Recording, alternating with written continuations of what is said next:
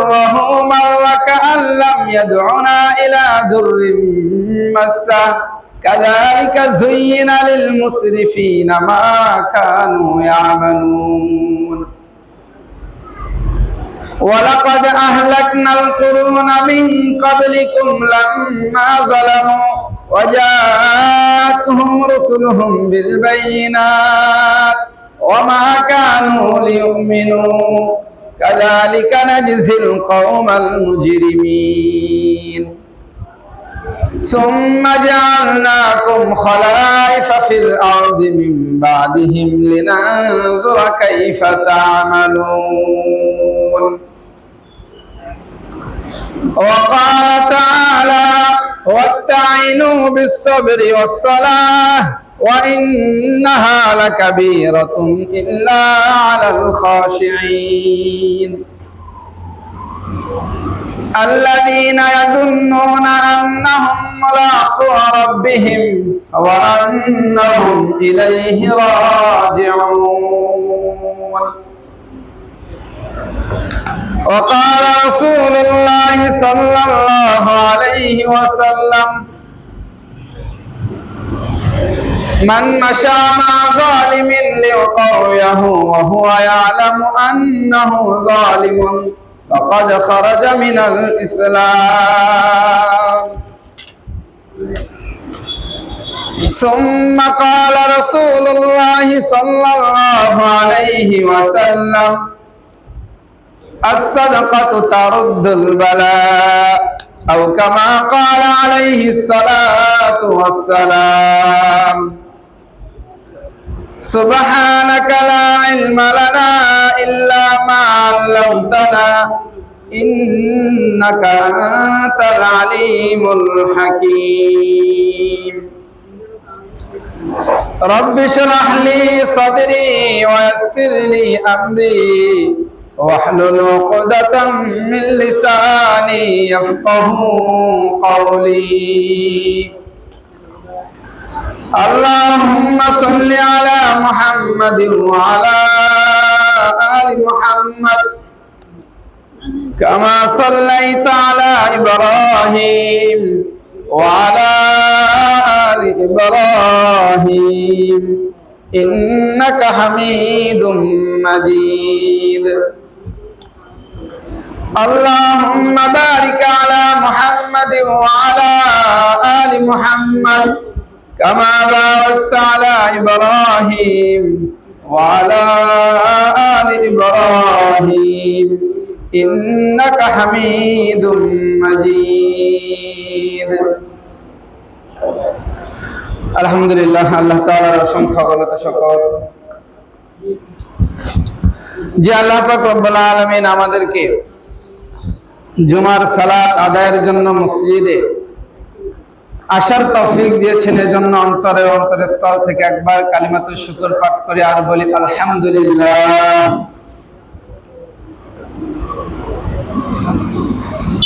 আল্লাহ তাআলা আমাদের জন্য মেহেরবানি করেছেন বিদায় নামাজের আগে যতক্ষণ বসে থাকবো আল্লাহর মেহেরবানির কারণে ততক্ষণই আমাদেরকে নামাজের মধ্যেই গণ্য করা হবে, বলেন না সুবহানাল্লাহ। তাহলে আমরা দুনিয়ার কোনো কাজের অপেক্ষায় এখন বসে নাই, এখন আমরা অপেক্ষা করছি শুধুই কিসের জন্য? নামাজের জন্য, সালাতের জন্য। তো বান্দা যতক্ষণ সালাতের জন্য এভাবে বসে থাকবে, হোক 15-20 মিনিট, হোক 30 মিনিট, এই পুরো সময়টা তাকে নামাজের মধ্যেই গণ্য করা হবে। আর নামাজের পরে সে ওই জায়গায় যতক্ষণ বসে আল্লাহর তাসবিহ পাঠ করতে থাকবে,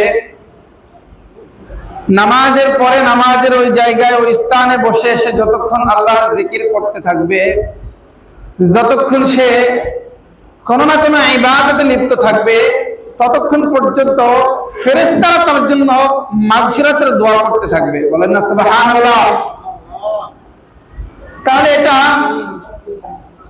সব উম্মতের জন্য তো এমন সুযোগ ছিল না। আমাদের জন্য আল্লাহ তাআলা যত সুযোগ রেখেছেন এটা অন্যান্য নবীর উম্মতের জন্য ছিল না। কোন নবী তো এত সময় পাইনি, কোন নবীর উম্মত এত সময় পাইনি। এক নবী আসছে, নবী চলে গেছে, কিছুদিন পরে আর এক নবী। আমাদের দেশে যেরকম প্রতিটা জেলায় জেলায় এমপি থাকে, তো এই সময় তো এমন ছিল যে জায়গায় জায়গায় এইভাবে প্রতিটা কওমে, প্রতিটা গোত্রে গোত্রে নবী ছিল। কিন্তু আমাদের নবীর পরে আমরা এই যে এত দীর্ঘ সময়, প্রায় 1500 বছর পর্যন্ত সময় আমরা পেলাম, এত সময় কোন নবীর উম্মত পাই নাই। হিজরি সন 1446। তাহলে 1446 তো হিজরতের পরের গণনা, এর আগেও তো প্রায় 50 বছর। তো পুরা 15 বছর পর্যন্ত সময় যে আমরা পেলাম, এরকম সময় অন্য কোন নবীর উম্মত পায় নাই। এটা আল্লাহ তাআলার বড় দয়া, বড় মেহেরবানি।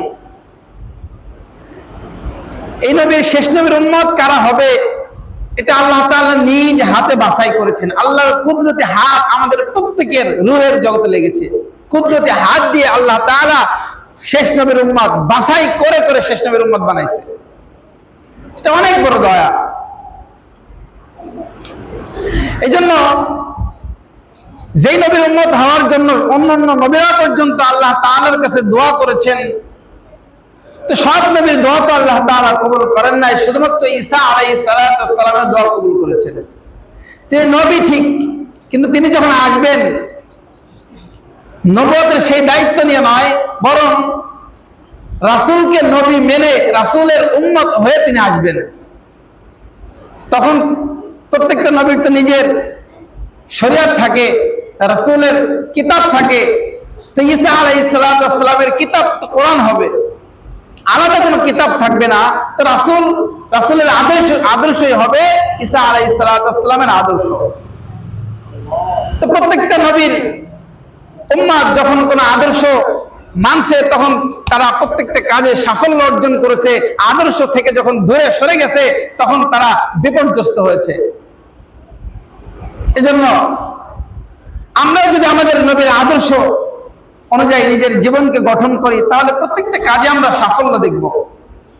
আর আদর্শের বাহিরে যখন চলে যাব, তখন প্রতিটা জায়গায় মুসলমান লাঞ্ছিত, বঞ্চিত হবে, প্রতিটা জায়গায় মুসলমান আঘাতপ্রাপ্ত হবে। আদর্শ থেকে সরে এসেছি বিদায় আজকে মুসলমান দেশগুলোর এই অবস্থা। ফিলিস্তিন সম্পর্কে গত সপ্তাহে এই আলোচনাটাই করছিলাম, যে আদর্শ থেকে সরে এসেছে বিদায় মুসলমান আজকে বঞ্চিত, মুসলমান আজকে নির্যাতিত, মুসলমান আজকে জুলুমের শিকার। তো সেই পুরো বিস্তারিত ইতিহাস, ফিলিস্তিনের বাইতুল আকসার ইতিহাস সম্পর্কে গত সপ্তাহে বলেছিলাম। তার সার সংক্ষেপ দিয়ে যদি বলি, তাহলে সেই প্রথম যুগে যেখানে আজকে ইসরায়েল তারা দাবি করতেছে ফিলিস্তিন এটা তাদের অংশ, কিন্তু প্রথম দিকে যখন সেই প্রস্তরের যুগ ছিল, যখন সেই আপনার দাও কাশি কোদাল, এই খুন্তি লোহা, আপনার সাফল, এই বেহি কাচি কিচ্ছু ছিল না, ওই সময় সর্বপ্রথম কেনানীদের বসবাসের মাধ্যমে সেই ফিলিস্তিনের মানুষের বসবাস শুরু হয়। এখন যেরকম বিভিন্ন বংশ, শেখ বংশ, আপনার সর্দার বংশ, এরপরে শিকদার বংশ, আরো কত বংশ আছে। তো ওই সময় মানুষের এক একটা গোত্রের একটা নাম ছিল। তো কেনানীদের বসবাসের মধ্য দিয়ে সেখানে প্রথম বসবাস শুরু হয়। আর আজকের ইসরায়েল তারা দাবি করে এটা তাদের অংশ। তো সেখানে তাদের বসবাসের মধ্য দিয়ে মানুষের বসবাস শুরু হওয়ার পর হযরত ইব্রাহিম আলাইহিস সালাম সেখানে গেলেন, ইয়াকুব, তারপরে হযরত লূত আলাইহিস সালাম গেলেন। ইব্রাহিম আলাইহিস সালামের পরে যত নবী আসছে সব ইব্রাহিম আলাইহিস সালামের দুই সন্তানকে কেন্দ্র করে, দুই বংশ থেকে শুরু, ইসহাক এবং ইসমাইল। তো ইসমাইল আলাইহিস সালামের বংশে কোনো নবী আসে নাই, শুধুই আমাদের নবী এসেছে। আর ইসহাক আলাইহিস সালামের বংশে সমস্ত নবী এসেছে। আর সব বেশিরভাগ নবীদের কবরই হলো সেই ফিলিস্তিনে। আর আজকে যেখানে নবীদের কবর, সেই কবর রক্তে রঞ্জিত, যেখানে নবীদের কবর, সেই কবর গুলোতে আজকে মুসলমানদের রক্তে রঞ্জিত হয়ে যাচ্ছে। যেখানে রাসূলদের কবর রয়েছে সেখানে আজকে বোমা ফুটতেছে। এই সব কিছুর কারণ কি? আগেও তো মুসলমানদেরকে ধ্বংস করে দেওয়ার জন্য বড় বড় শক্তি কাফের মুশরিকরা ব্যয় করেছিল, এখনো ব্যয় করতেছে। রাসূলের কথাই সত্য। সাহাবা একরামদেরকে নিয়ে রাসূল বসছেন, বসার পর জিজ্ঞেস করতেছে, রাসূল বলতেছেন সাহাবা একরামদেরকে যে পৃথিবীতে এমন একটা সময় আসবে যে সময়ে মানুষ যেইভাবে সুস্বাদু খাবারের জন্য যখন অনেক ক্ষুধার্ত থাকে, খাবারের দিকে মানুষ যেভাবে আগ্রহী হয়, খাবারের দিকে যেভাবে মানুষ ঝুঁকে পড়ে, এমন একটা সময় পৃথিবীতে আসবে যে বেঈমানরা কাফের মুশরিকরা মুসলমানদেরকে নিঃশেষ করে দেওয়ার জন্য সেইভাবে ঝুঁকে পড়বে। আজকে পাকিস্তান এটাও গাজায় পরিণত করার জন্য এমন সংবাদ শোনা যায়। তো এভাবে রাসূল যেই কথা বলেছেন যে আদর্শ থেকে সরে যা, মানুষ যখন নবীর আদর্শ থেকে সরে যাবে তখন কাফের মুশরিকরা মুসলমানদেরকে নিঃশেষ করে দেওয়ার জন্য সুস্বাদু খাবারের দিকে যেমনি ঝুঁকে, তারাও এইভাবেই ঝুঁকবে। সাহাবা একরাম জিজ্ঞেস করলেন, ইয়া রাসূলুল্লাহ, এই সময়টা কখন? যখন এই সময়টা হবে তখন কি মুসলমানদের সংখ্যা কম থাকবে? রাসূল বললেন, না, তখন মুসলমানদের সংখ্যা বেশি থাকবে। বেশি থাকার পরেও তারা আদর্শ থেকে সরে যাওয়ার কারণে তারা পরাজিত হবে। সাহাবা একরাম বিজয় অর্জন করেছিলেন। আনসার এবং মুহাজির এই দুই শক্তি যখন একত্রিত হয়েছিল তখন সাহাবা একরাম বিজয় অর্জন করেছিল। কিন্তু আজকের মুসলমান রাষ্ট্রগুলো সেই আনসার এবং মুহাজিরদের মতো একজন আরেকজনকে সমর্থন করবে, একজন আরেকজনের শক্তি যোগাবে, সেটা করে না। বরং ভিন্ন দিকে মানুষ প্রবাহিত হয়। কাফের মুশরিকদের শক্তি কিভাবে বাড়ে, তাদের সাথে চলে, তাদের পণ্য দ্রব্য ক্রয়ের মাধ্যমে তাদের আর্থিক শক্তি বৃদ্ধি পায়। রাসূল সাল্লাল্লাহু আলাইহি সাল্লামের একটা চমৎকার হাদিস যেখানে নবী বলেছেন, মান মাশা মা যালিমিন লিয়াকাবিয়াহু ওয়া হুয়া ইয়ালামু আন্নাহু যালিমুন ফাকাদ খারাজা মিনাল ইসলাম। রাসূল বলেছেন যে এক শ্রেণীর মানুষ ইসলাম থেকে বের হয়ে যাবে। কিভাবে সেটা? মান মাশা মা যালিমিন, যে জালেমদের সাথে চলে, জালেমদেরকে সমর্থন করে, অথচ সে জানে যে সে জালেম, মানুষের ক্ষতি করতেছে, জুলুম করতেছে। এটা জানার পরেও কেউ যদি তার সাথে চলে, তার শক্তি বৃদ্ধি করে, কেউ যদি এমন সমস্ত দেশের পণ্য কিনে আর্থিকভাবে তাদের সাহায্য করে, আর্থিকভাবে তাকে তার শক্তি যোগায়, এমন শ্রেণীর মানুষ সম্পর্কে রাসূলের ঘোষণা, ফাকাদ খারাজা মিনাল ইসলাম। তাহলে আমরা যদি জানি যে কোনো ব্যক্তি হোক, সেটা সমাজের মধ্যে হোক, সেটা কোন রাষ্ট্রের মধ্যে হোক, গোটা পৃথিবীর মধ্যে যেখানে আমরা দেখব যে কেউ জুলুম করতেছে, তো কোনোভাবে হোক আমার কথার দ্বারা, হোক আমার চলার দ্বারা, হোক আমার অর্থ ব্যয়ের মাধ্যমে, কোনো না কোনো ভাবে যদি এই জালিমকে আমি শক্তিশালী করি, তাহলে রাসূল বলতেছে ফাকাদ খারাজা মিনাল ইসলাম, আমি ইসলাম থেকে বের হয়ে গেলাম। এই জন্য আমরা যখন পণ্য ক্রয় করব, এই পণ্য ক্রয় করতেছি, পণ্য ক্রয়ের মাধ্যমে আজকে মুশরিকরা, ইহুদিরা তারা আজকে শক্তিশালী হচ্ছে। তাহলে আমরা যদি এইভাবে সাহায্য করে ইহুদিদেরকে শক্তিশালী করি, তাহলে রাসূলের এই হাদিসটা আমার জন্য যে ফাকাদ খারাজা মিনাল ইসলাম। ওরা তো মুসলমানদেরকে নিঃশেষ করে দেওয়ার জন্য সর্বোচ্চ শক্তি ব্যয় করবে, আগে থেকেই করে আসতেছে। আর ওরা ততদিন পর্যন্ত করবে যতদিন পর্যন্ত না জুমার নামাজে মুসল্লিদের সংখ্যা আর ফজরের নামাজের মুসল্লিদের সংখ্যা সমান না হবে। কারণ ইহুদিদের কিতাবের মধ্যে লেখা,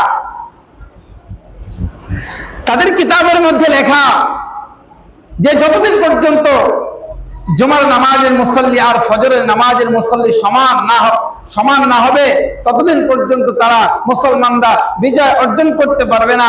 এই জন্যই তো ইহুদিরা মুসলমানদের উপর আক্রমণ করে, কেননা তারা জানে যে জুমার নামাজের মুসল্লিদের সংখ্যা আর ফজরের নামাজের মুসল্লিদের সংখ্যা সমান না। এটা তাদের কিতাবের মধ্যে লেখা। আজকের গোটা পৃথিবীতে জুমার নামাজের সংখ্যা দেখেন আর ফজরের নামাজের সংখ্যা দেখেন। আল্লাহ তাআলা তো এটাই বলেন যে পৃথিবীর মানুষ শুধু আমাকে, আমার বান্দা আমাকে নামাজ ওকে করে দিবে, আমি গোটা পৃথিবী ওকে করে দিব, সব ঠিক করে দিবে। সাহাবা একরাম যুদ্ধ করতেছে, যুদ্ধের মাঝেও এক রাকাত নামাজ আদায় করে, আবার গিয়ে যুদ্ধ করে, আবার আইসে আবার আরেক রাকাত নামাজ আদায় করে। তারা নামাজ ঠিক রেখেছে বিধায় আল্লাহ তাআলা তাদের জীবনটাই ঠিক রেখেছে। তো আমরা আমাদের নামাজ ঠিক রাখতে পারি নাই, জায়গায় জায়গায় বিপদ, জায়গায় জায়গায় আমরা পরাজিত, জায়গায় জায়গায় আমাদের মুসিবত, আমাদের দুশ্চিন্তা, আমাদের পেরেশানি, সব কিছু একমাত্র কারণ যে আমরা নামাজ থেকে দূরে আছি। এই নামাজ যখন আমরা ঠিক করতে পারবো, সাহাবা ইকরামদের মতো আপনার আমাদের মাঝে আসে না যে 5 ওয়াক্ত নামাজ পড়ে, বাড়িতে মেহমান আসছে আর তার নামাজের প্রয়োজন নাই, প্রয়োজন আছে কিন্তু সে মেহমানদারি করাতে গিয়ে, বন্ধু বান্ধবদের সঙ্গে সময় দিতে গিয়ে বিভিন্ন কারণে তারা ওই কাজগুলোকে নামাজের উপর প্রাধান্য দিছে, কিন্তু তার জন্য, তার শান্তির জন্য, সুখের জন্য, তার সম্মানের জন্য, তার অর্থের জন্য, সবকিছুর জন্য প্রয়োজন তো ছিল সবার আগে নামাজ। কারণ সে যদি আল্লাহকে নামাজটায় ঠিক মতো উপহার দেয়, নামাজটায় ঠিক মতো যদি আল্লাহর কাছে পেশ করে, তো আল্লাহ তাআলা তার সবকিছু ঠিক করে দিবে। আর যখন সে তার নামাজকে ঠিক আল্লাহর সামনে পেশ করতে পারবে না, তখন এক এক জায়গায় এক একটা সমস্যা দেখা দিবে। সেই সমস্যার সমাধান করতে করতে সে বিভিন্ন দিকে ছুটে যাবে, এভাবে সে ইসলাম থেকে বহু দূরে চলে যাবে। সে আল্লাহ তাআলার অবাধ্যতায় উদ্ভ্রান্তের ন্যায় ঘুরতে থাকবে। এই কথাটাই তো আল্লাহ তাআলা সূরা ইউনূসের মধ্যে বলেন। খুতবার মধ্যে সূরা ইউনূসের 12, 13 এবং 14 নম্বর আয়াত আমি তেলাওয়াত করেছি। এই উদ্ভ্রান্তের কথাটাই আল্লাহ তাআলা বলেন। আল্লাহ তাআলা বলেন, ফানাযারুল লাযীনা লা ইয়ারজুনা লিকাআনা ফি তুগয়ানিহিম ইয়ামাউন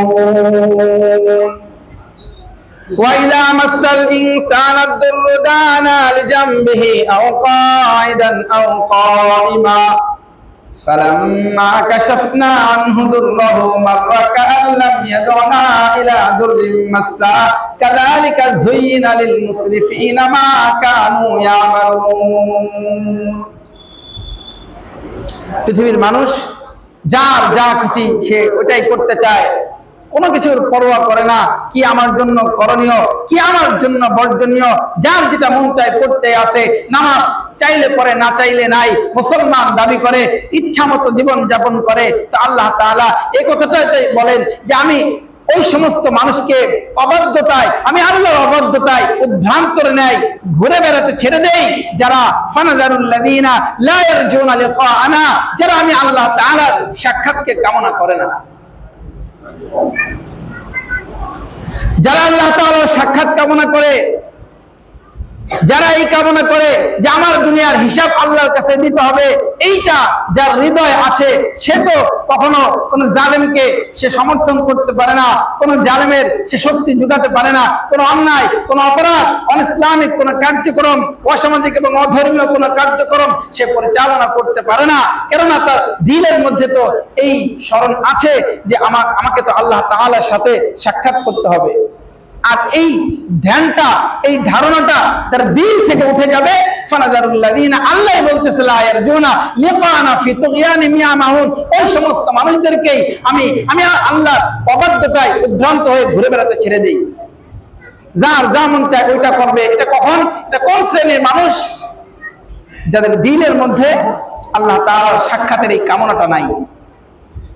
আল্লাহ তাআলার এই স্মরণটা যখন সে তার দিল থেকে উঠে যাবে, তখন সে যা মন চায় সেটাই করবে। মন চাইলে নামাজ পড়বে, মন চাইলে পড়বে না। সে মন চাইলে ওই সপ্তাহে একবার জুমার নামাজে আসবে, ফজরের নামাজের খবর নাই। এ সব কিছু শুধুমাত্র এক আয়াত প্রমাণ করে যে দিল থেকে আল্লাহর সাক্ষাৎ উঠে গেছে। এরপরে দেখেন, মানুষের হৃদয়ে আল্লাহর কথা স্মরণ নাই, আল্লাহকে ভুলে গেছে, নিজের মতো জীবন যাপন করতেছে, হঠাৎ একটা বিপদে পড়ছে। হয় না এমন? এক ওয়াক্ত নামাজ পড়ে না, নামাজের খবর নাই, দান সৎকার খবর নাই, আমলের কোনো কিছুর খবর নাই, হঠাৎ কোন একটা বিপদে পড়ছে। তো বিপদে পড়ার পরে আল্লাহ তাআলা বলতেছে সে আল্লাহকে ডাকে কিভাবে? আল্লাহ তাআলা এই 12 নম্বর আয়াতের মধ্যে বলতেছেন সূরা ইউনূসের, ওয়া ইযা মাসাল ইনসানা দুররু দানা লিজামবিহি আও কাঈদান আও কাঈমা ফালাম্মা কাশাফনা আনহু দুররাহু মাররা কাআন লাম ইয়াদ'না ইলা দুররিন মাসসা কাযালিকা যুয়িনা লিল মুসরিফিনা মা কানু ইয়ামালুন। আল্লাহ তাআলা বলেন যে দুনিয়ার মানুষ যখন কোনো বিপদের মধ্যে পড়ে যায়, কোনো পেরেশানি এবং দুশ্চিন্তার মধ্যে পড়ে যায়, তখন ওই মানুষগুলো শুয়ে বসে দাঁড়িয়ে সব অবস্থায় আমি আল্লাহ তাআলাকে ডাকতে থাকে। আমি আল্লাহ তাআলাকে ডাকতে থাকে, বিপদ থেকে বিপদ মুক্তির জন্য আমি আল্লাহর কাছে চাই, আমি আল্লাহকে ডাকে বারবার সেই বিপদ থেকে মুক্তির জন্য আল্লাহকে ডাকতে থাকে।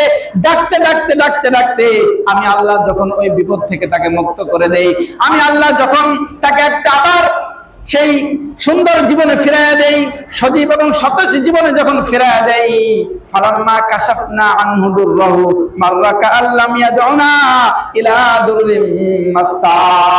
আমি আল্লাহ তাআলা যখন তাকে আবার স্বাভাবিক জীবনে ফিরাইয়া দেই, তখন তার অবস্থা, তার কার্যক্রম, তার কথাবার্তা দেখলে মনে হয় সে কোনোদিন আমি আল্লাহকে ডাকেই নাই। হয় না এমন?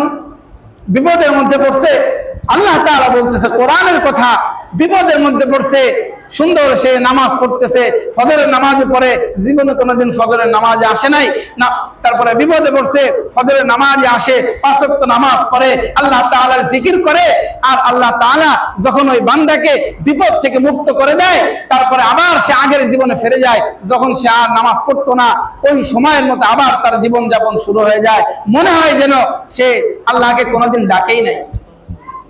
সূরা ইউনূসের কথা কোরআন প্রমাণ করে, বিপদে পড়লে আল্লাহকে ডাকে, আর বিপদ মুক্তির পরে সে আল্লাহকে ভুলে যায়। এরপরে আয়াতে 13 নম্বর আয়াতে আল্লাহ তাআলা বলেন, এই যে আল্লাহকে ভুলে গেল, যার যা মনে চায় সেটাই করতেছে, জুলুম নির্যাতন করতেছে, এরকম আগের নবীর উম্মত, আগের অনেক জাতি তার এভাবে নিজের ইচ্ছা মতো জীবন যাপন করেছে। তো তাদের সম্পর্কে 13 নম্বর আয়াতের মধ্যে আল্লাহ তাআলা বলেন, وَلَقَدْ أَهْلَكْنَا الْقُرُونَ مِنْ قَبْلِكُمْ لَمَّا ظَلَمُوا وَجَاءَتْهُمْ رُسُلُهُم بِالْبَيِّنَاتِ وَمَا كَانُوا لِيُؤْمِنُوا كَذَلِكَ نَجْزِي الْقَوْمَ الْمُجْرِمِينَ ثُمَّ جَعَلْنَاكُمْ خَلَائِفَ فِي الْأَرْضِ مِنْ بَعْدِهِمْ لِنَنظُرَ كَيْفَ تَعْمَلُونَ। এই আয়াতের মধ্যে আল্লাহ তাআলা বলেন, যারা আল্লাহ তাআলাকে ভুলে গিয়েছিল, যে জাতি যারা জুলুম নির্যাতন করতে করতে রাসূলের আদর্শ থেকে দূরে সরে গিয়েছিল, তা আল্লাহ বলেন, ওয়ালাকাদ আহলাকনাল কুরুনা মিন ক্বাবলিকুম লাম্মা যালামু, আমি আল্লাহ তাআলা এরকম অনেক অনেক জাতিকে ধ্বংস করে দিয়েছি, তাদেরকে সমূলে নির্মূল করে দিয়েছি। অবাধ্যতার কারণে আমি যে রাসূল পাঠালাম, এই রাসূলের আদর্শ থেকে সরে যাওয়ার কারণে অনেক জাতিকে আমি আল্লাহ তাআলা সমূলে নির্মূল করে দিয়েছি, ধ্বংস করে দিয়েছি। ওয়ালাকাদ আহলাকনাল কুরুনা মিন ক্বাবলিকুম লাম্মা যালামু ওয়া জাআতহুম রুসুলুহুম বিল বায়িনাত, যাদেরকে আমি আল্লাহ তাআলা ধ্বংস করে দিয়েছি, যে জাতিগুলোকে আমি আল্লাহ তাআলা নিঃশেষ করে দিয়েছি, তাদের কাছে আমি আল্লাহ তাআলা রাসূল প্রেরণ করেছিলাম স্পষ্ট নিদর্শন সহ। আমি আল্লাহ তাআলা তাদের কাছে রাসূল প্রেরণ করেছিলাম। ওয়া মা কানু লিউমিনু, কিন্তু তারা ওই নবীকে বিশ্বাস করার জন্য প্রস্তুত ছিল না, ওই রাসূলের আদর্শ মতো জীবন যাপন করার জন্য তারা প্রস্তুত ছিল না। কাযালিকা নাজিল কওমিল মুজরিমিন, এই জন্যই আমি আল্লাহ তাআলা তাদেরকে ধ্বংস করে দিয়েছি। কাযালিকা নাজিল কওমাল মুজরিমিন, অপরাধীদেরকে আল্লাহ তাআলা এভাবে শাস্তি দিয়ে থাকেন। ওই জাতিগুলো চলে যাওয়ার পর 14 নম্বর আয়াতের মধ্যে আল্লাহ তাআলা বলেন, ثم جعلناكم خلائف في الأرض من بعدهم لننظر كيف تعملون। আল্লাহ তাআলা বলেন, যারা অবাধ্য হয়েছিল,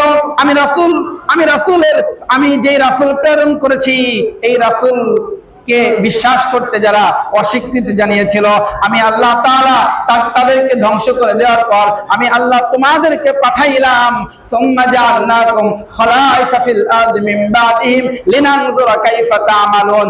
তারা তো আমি আল্লাহ তাআলার নির্দেশ মানে নাই, আমি আল্লাহ তাআলার রাসূলকে তারা বিশ্বাস করে নাই, তাদের পরে আমি আল্লাহ তাআলা ও শ্রেষ্ঠ নবীর উম্মত তোমাদেরকে পাঠাইলাম। আমি আল্লাহ দেখতে চাই লিনানজুরা কাইফা তা'মালুন, কিভাবে তোমরা আমার নবীকে মানো, তারা তো মানে নাই, কিন্তু আমি দেখতে চাই তাদেরকে ধ্বংস করার পর তোমাদেরকে এই জন্যই পাঠাইলাম, আমি আল্লাহ পরীক্ষা করব যে কিভাবে তোমরা আমার রাসূলকে মানো, কিভাবে তোমরা আমার কোরআনকে মানো, কিভাবে রাসূলের আদর্শ অনুযায়ী জীবন যাপন করো। এই পরীক্ষাটা করার জন্যই আল্লাহ তাআলা আমাকে আপনাকে পৃথিবীতে পাঠিয়েছেন।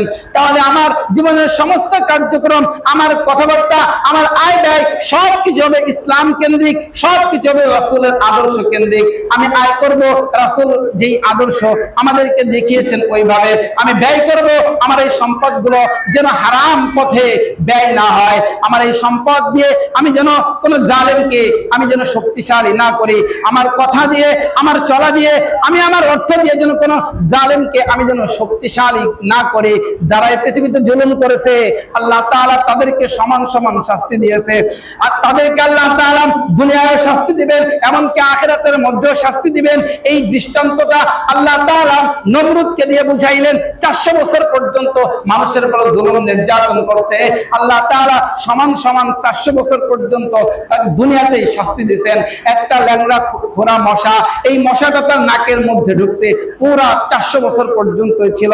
সব মশা তো বেঁচে থাকে মাত্র কয়দিন, 2.5 থেকে 3 দিন, 72 ঘন্টা থাকে, কিন্তু ওই একটা মশা পৃথিবীতে ছিল যে 400 বছর পর্যন্ত বেঁচে ছিল। এটা ছিল নমরুদকে শাস্তি দেওয়ার জন্য, তার জুলুমের শাস্তি দেওয়ার জন্য।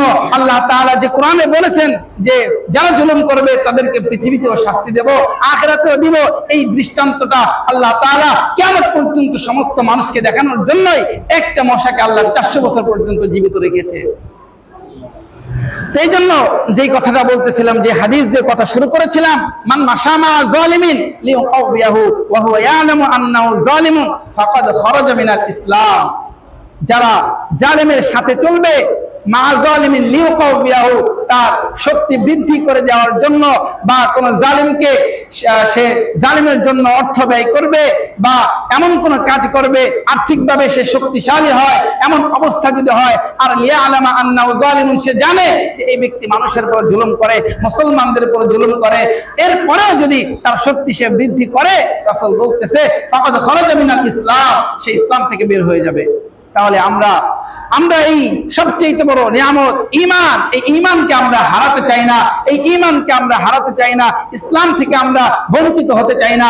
এই জন্য আমি সব সময় লক্ষ্য করব, সামাজিকভাবে, রাষ্ট্রীয়ভাবে, আন্তর্জাতিকভাবে কোনোভাবে আমার দ্বারা, আমার কোনো কাজের দ্বারা যেন কোনো জালেম শক্তিশালী হতে না পারে, আমার কোনো কথার দ্বারা কোনো জালেম যেন শক্তিশালী হতে না পারে, আমার অর্থ ব্যয়ের দ্বারা যেন কোনো জালেম আর্থিকভাবে সে উন্নতির দিকে যেতে না পারে, এ ব্যাপারে আমরা সজাগ দৃষ্টি রাখবো। আল্লাহ তাআলা আমাদেরকে বুঝার এবং আমল করার তৌফিক দান করেন। যে যারা সুন্নাত পড়েনি ক্বাবলাল জুমা 4 রাকাত সুন্নাত পড়ে নেই।